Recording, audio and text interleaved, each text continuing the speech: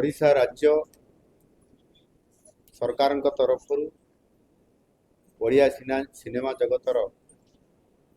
जो चलचित्र निर्माण होउछि एवं ताकू नहीं सेमानंकर प्रतिभा को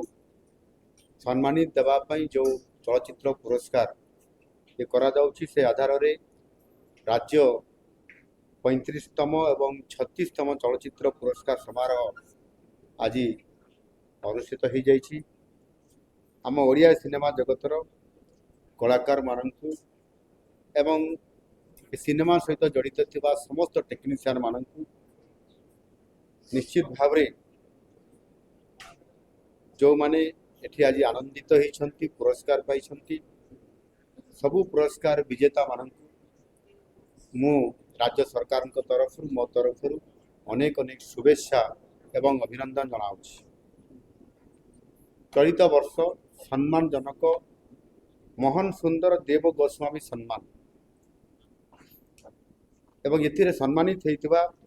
हमर वरिष्ठ ओडिया सिनेमा जगतर अभिनेता श्री श्यामलेन्दु भट्टाचार्य को एवं अभिनेत्री सुश्री नम्रता दास को मोर आंतरिक शुभेच्छा एवं अभिनंदन। जीवन व्यापी तांकर ये साधना पाई तांकु आज सरकार तरफ सम्मानित करागला एवं पुरस्कार मध्य तांकु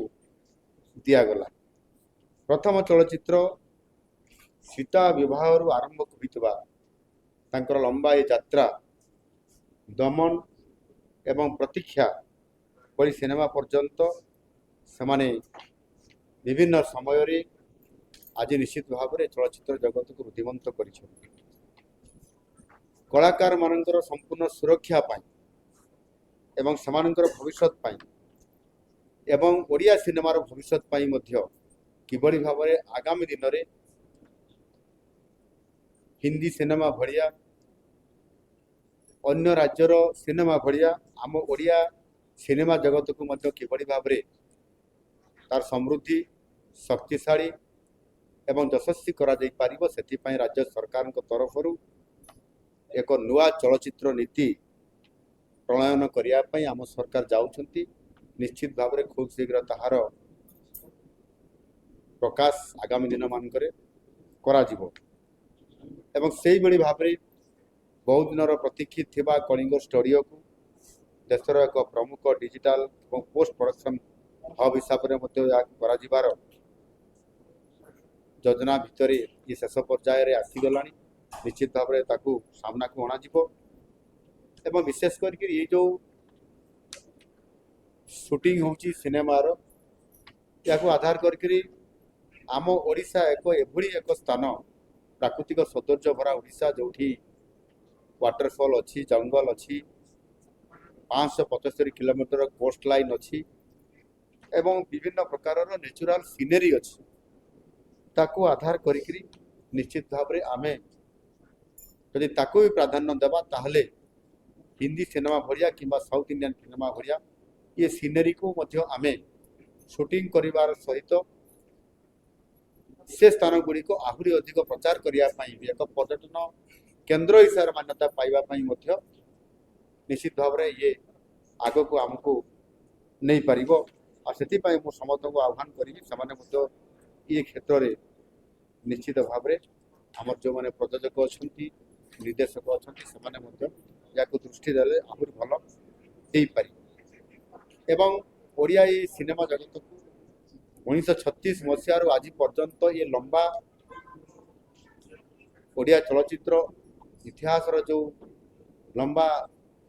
समय धरिक ये संघर्ष करके आज स्तर को पहुँची ये निश्चित भाव में से आमर जो ओडिया चलचित्र जगतर जो स्टोरी को लेकर जमती करा आमर संस्कृति एवं मौलिक जो गप अच्छी विभिन्न कहानी अच्छी ताकू आधार करी आहरी अधिक करा जाऊ जेभली भाव में पुष्करा सामना को आसिला एवं आज चर्चित होकर आज सम्मानित है से भाव में आहरी अधिक किभली भाव में सेमती स्टोरी आसिले लोक मैंने निश्चित भाव में ओडिया सिनेमा प्रेमी माने सामने देखिपारे आज आम सरकार तरफ ଯେତେବେଳେ ପଲିସି ଆସିଯିବ ସେତେବେଳେ ନିଶ୍ଚିତ ଭାବରେ ପ୍ରତ୍ୟେକ ବଜାରରେ ପ୍ରତ୍ୟେକ ବ୍ଲକ ହେଡକ୍ୱାର୍ଟରରେ ପ୍ରତ୍ୟେକ ଯେଉଁଠି ଜନଗହଳି ଅଛି ସେ ଜାଗାରେ ମଧ୍ୟ ସିନେମା ହଲ୍ ନିର୍ମାଣ ହୋଇପାରିବ। ଆଉ ସେଥିପାଇଁ ନୂଆ ପଲିସି ମାଧ୍ୟମରେ ଆମେ ତାକୁ ମଧ୍ୟ ଆଗାମୀ ଦିନରେ କରିବା ପାଇଁ ଯାଉଛୁ। ଏବଂ ସବୁଠାରୁ ବଡ଼ କଥା ହେଉଛି ଯେ ଯେଉଁ OTT ପ୍ଲାଟଫର୍ମ ମାଧ୍ୟମରେ ଯେଉଁଠି ଓଡ଼ିଆ ଚଳଚ୍ଚିତ୍ର ଏବଂ ୱେବ୍ ସିରିଜ୍ ଗୁଡ଼ିକ ବିଶ୍ୱବ୍ୟାପୀ ଅଣ ଓଡ଼ିଆ ଦର୍ଶକଙ୍କ ପାଖରେ ପହଞ୍ଚିବାର ଯେଉଁ ପ୍ରକ୍ରିୟା ଏବେ ଚାଲୁ ରହିଛି ତାହା ନିଶ୍ଚିତ ଭାବରେ ଆମ ସରକାର ତାକୁ ପୂର୍ଣ୍ଣ ସମର୍ଥନ ଦେଉଛନ୍ତି ଏବଂ ଆମେ ସେଥିରେ ସରକାର ମଧ୍ୟ ପ୍ରୋତ୍ସାହନ ଦେବେ। ଆଗକୁ ଏହା ମଧ୍ୟ ବିଶ୍ୱବ୍ୟାପୀ କରାଯାଇପାରିବ। ପରିଶେଷରେ ମୁଁ ଏତିକି କହିବି ଯେ ରାଜ୍ୟ ସରକାର ଏଥିରେ ସମସ୍ତ କଥାକୁ ଏ ଚଳଚ୍ଚିତ୍ର ଜଗତକୁ ରୁଦ୍ଧିମନ୍ତ କରିବା ପାଇଁ ଯଶସ୍ୱୀ କରିବା ପାଇଁ କାର୍ଯ୍ୟକ୍ରମ କରୁଛନ୍ତି। ଆଉ ମହାପ୍ରଭୁ ଜଗନ୍ନାଥଙ୍କ ନିକଟରେ ପ୍ରାର୍ଥନା କରିବି ଓଡ଼ିଆ ସିନେ ଜଗତ ମଧ୍ୟ ଏକ ସ୍ୱତନ୍ତ୍ରତା ପାଇବ। ଜାତୀୟ ସ୍ତରରେ ଏ ଚଳଚ୍ଚିତ୍ର ଜଗତ ଏବଂ ତାଙ୍କର ପୁରା ଟିମ୍ ଏଥିରେ ସମ୍ପୂର୍ଣ୍ଣ ଭାବରେ ଆଗାମୀ ଦିନରେ ସମ୍ମାନିତ ହେବା ସହିତ ଓଡ଼ିଶାର ଏ ଓଡ଼ିଆ ଚଳଚ୍ଚିତ୍ର ଜଗତକୁ ଯଶସ୍ୱୀ କରାଇପାରିବ।